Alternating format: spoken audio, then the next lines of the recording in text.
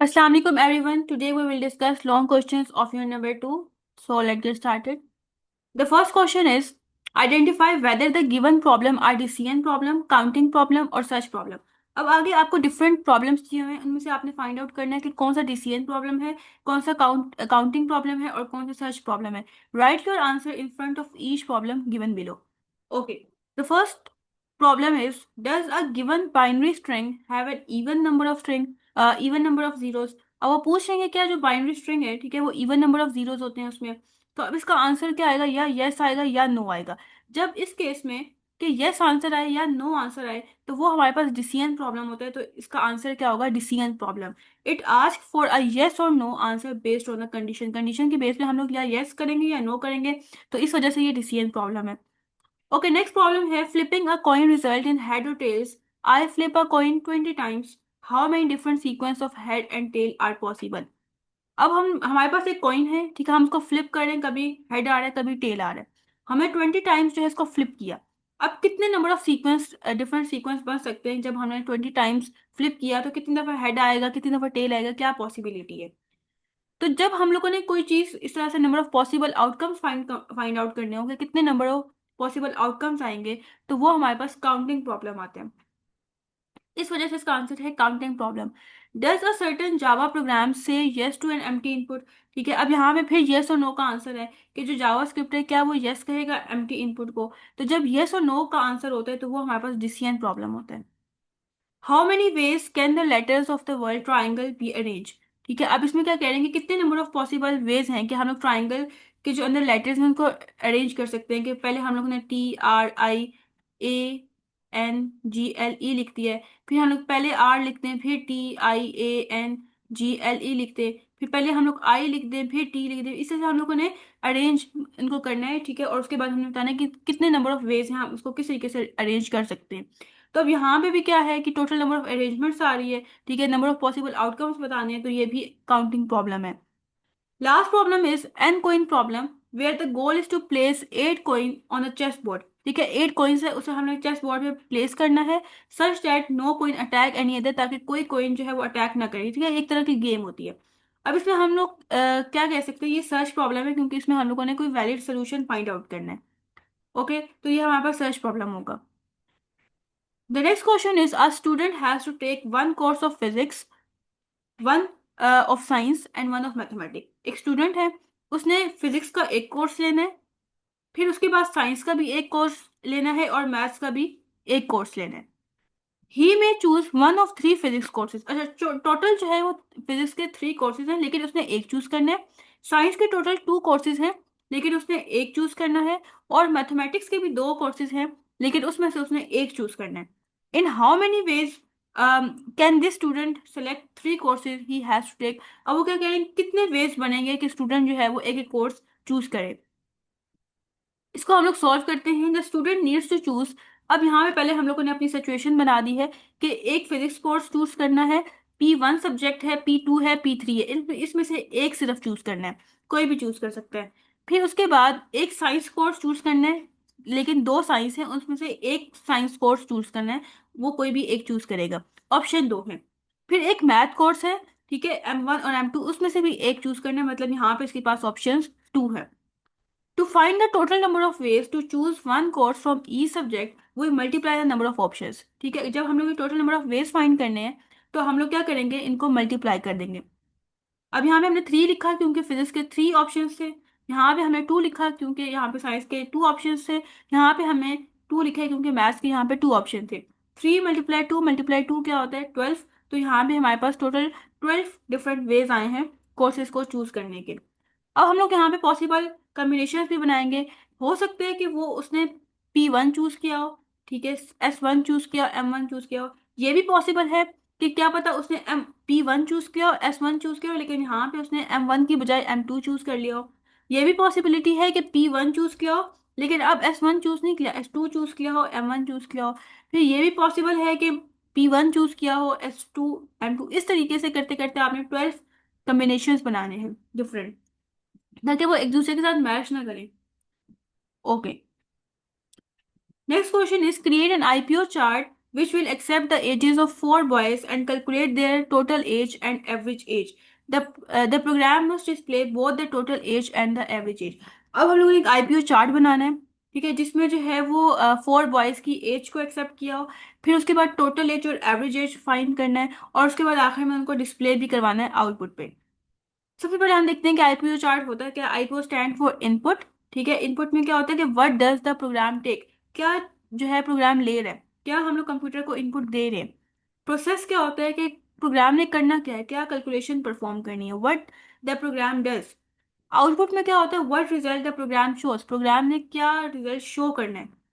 अब हम लोग यहाँ पे आईपीओ चार्ट क्रिएट करेंगे। सबसे पहले इनपुट आती है कि हम इनपुट में हम लोगों ने क्या देना है, ठीक है, कंप्यूटर को हमने क्या देना है।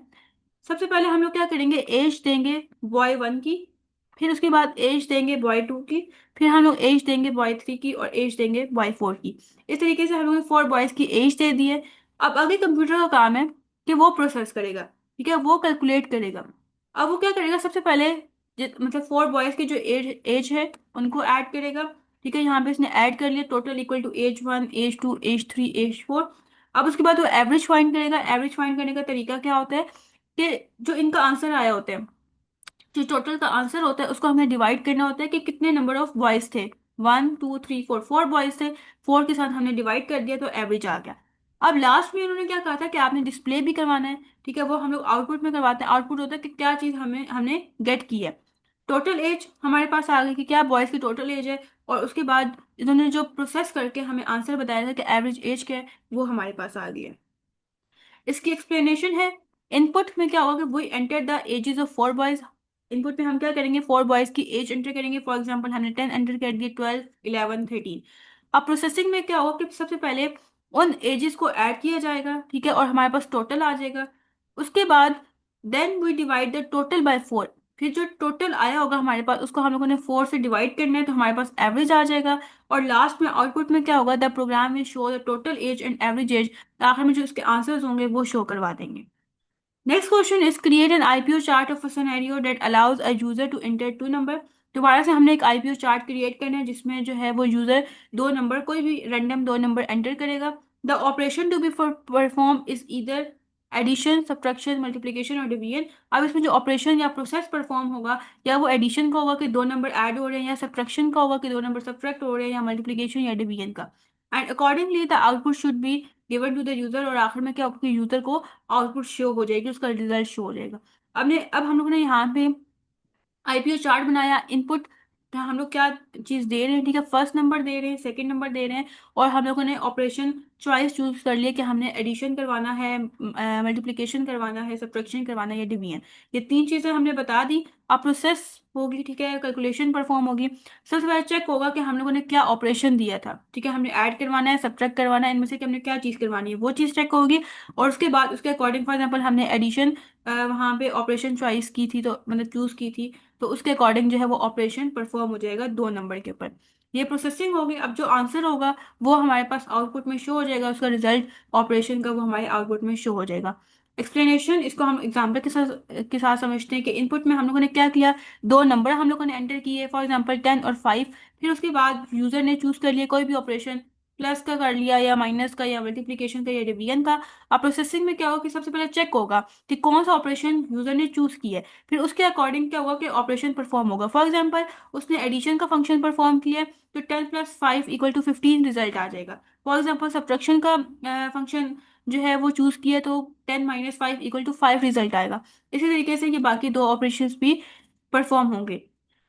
फिर उसके बाद लास्ट में क्या होगा कि आउटपुट आ जाएगा, the program shows the result based on the selected operation. जो भी ऑपरेशन सेलेक्ट हुआ होगा उसकी बेस पे रिजल्ट आउटपुट के तौर पे शो हो जाएगा। Last question is the child wants to plan a birthday party for their friend.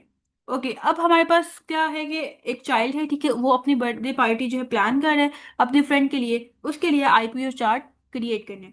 अब इनपुट में क्या होगा, हमें क्या चीज़ ज़रूरत है, ठीक है। सबसे पहले इनपुट में हम लोग ये चीज़ नोट डाउन करेंगे कि फ्रेंड्स के नेम कौन कौन से, किस किस फ्रेंड को बुलाना है पार्टी पे। उसकी डेट और टाइम क्या होगी वो हम लोग लिखेंगे इनपुट में।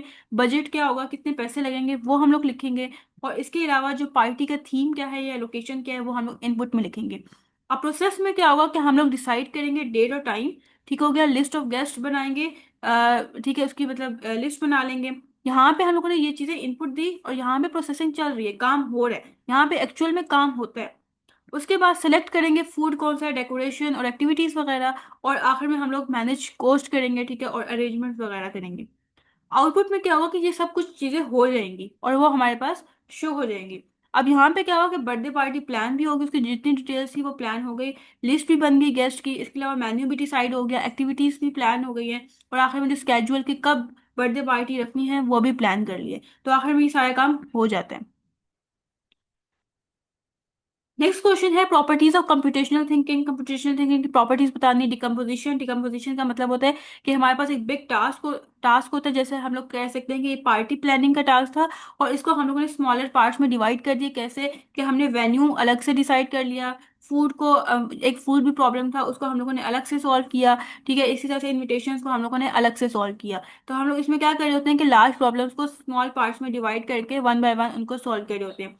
The next property is pattern recognition. इसमें हम लोग क्या करते हैं, use ideas from past party to help plan this one. इसमें हम लोग क्या कर रहे होते हैं कि जो पास्ट प्रॉब्लम हम लोगों ने सॉल्व की होती है, जिस तरह से अब हम लोग यहाँ पे ये कह सकते हैं कि पास्ट पार्टी भी हम लोगों ने प्लान की थी, उसमें हम लोगों ने उसमें किस तरीके से प्रॉब्लम्स को सॉल्व किया था, उन वेज को यूज करते हुए, उन तरीकों को यूज करते हुए हम लोग इस वाले प्रॉब्लम को भी सॉल्व करने की कोशिश करेंगे। एब्स्ट्रक्शन में क्या होता है, focus only on important details. जितनी इंपॉर्टेंट डिटेल्स हैं सिर्फ हम उन पे फोकस करते हैं। जैसे बजट एक इंपॉर्टेंट डिटेल है, उस पर हमने फोकस करना है, गेस्ट डेट वगैरह। जो यूजफुल इंफॉर्मेशन नहीं होती उसको हम लोग इग्नोर कर देते हैं। लास्ट में हम लोग क्या करते हैं, एल्गोरिदम को डिजाइन करते हैं, create step by step instruction for planning and executing the party. ठीक है, इसमें हम लोग क्या कर रहे होते हैं कि जो इंस्ट्रक्शंस होते हैं या सोल्यूशन होता है उसको हम लोग स्टेप बाय स्टेप क्रिएट करते हैं, ठीक है, और आखिर में उस चीज को एग्जीक्यूट कर देते हैं, उस चीज को रन कर लेते हैं, या कह सकते हैं कि उस चीज को हम लोग चला लेते हैं। ओके, यहाँ पे ये कंप्लीट हो गया। आई होप सो आज का लेक्चर आपको समझ आ गया होगा। इनकेस फिर भी कोई क्यूरी है तो आप कमेंट सेक्शन में लिख सकते हैं।